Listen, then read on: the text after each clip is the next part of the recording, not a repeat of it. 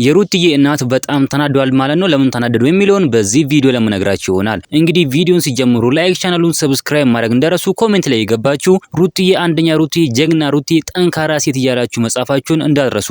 እንግዲህ እንደሚታወቀው አብርሽን ትላንትና ይቅርታ ጠይቃው ነበር ማለት ነው። በጣም ነው የምታሳዝነው ሩታ ማለት ነው። እግሩ ስር ተደፍታ ነው ይቅርታ የጠየቀችው። እሱ ግን አሻፈረኝ ብሎ አልፈልግም አለ ማለት ነው። ነገር ግን ማለት ነው እውነት የሩትዬ ግፍ ይደፋዋል። አብርሽን የሩትዬ ግፍ ይደፋዋል ማለት ነው። እንደዚህ የሚጫወትባትን ልጅቷ ላይ እንደዚህ የሚጫወተውን ልጅ ተሸክማ ይቅርታ ብለው እሱ እምቢ አላት ማለት ነው። በጣም የሚደብር ነገር ነው እንግዲህ አብርሽ ያደረገው። እውነት ለመናገር ከሆነ እስኪ እናቶች እናንተ ታውቃላችሁ፣ በጣም ነው የሚደብረው። በቃ እንደዚህ ልጅ ተሸክመው ምናምን ይቅርታ ጠይቀው እንግዲህ ሩትዬ እናትም ይሄንን ያሉት ለምንድነው እንደዚህ የምንለምነው? እሷ ለምንድነው ማተው? በቃ እሷ አልፈልግም ካለ ሌላ እኮ ማግባት ትችላለች፣ ከሌላ ጋር እኮ መኖር ትችላለች ሲሉ ተናግረዋል ማለት ነው። የሩትዬ እናት እውነታቸውን ያሉት። በቃ በጣም የሚደብር ነገር ነው እንግዲህ አብርሽ ያደረገ ያለው። ለምንድነው ልጄ ላይ እንደዚህ የሚጫወተው? ልጄ ለምንድነው እንደዚህ የሚያደርጋት? ልጄ ለምንድነው የሚበድለው? እያሉ እየተናገሩ ይገኛሉ ማለት ነው። በጣም እየበደላት ያለው አብርሽ ነው። በጣም ያስጨነቃት ልጅቷ ላይ እየተጫወተ ያለው አብርሽ ነው ማለት ነው። እውነት ለመናገር ከሆነ እንደዚህ ማድረግ አለበት ብለን እኛ አናምንም፣ ደግሞ እንደዚህም አይደረግም ማለት ነው። እግሩ ላይ ወርቃ ይቅርታ ጠይቃው እምቢ ማለቱ ራሱ በጣም ነውር እኮ ነው።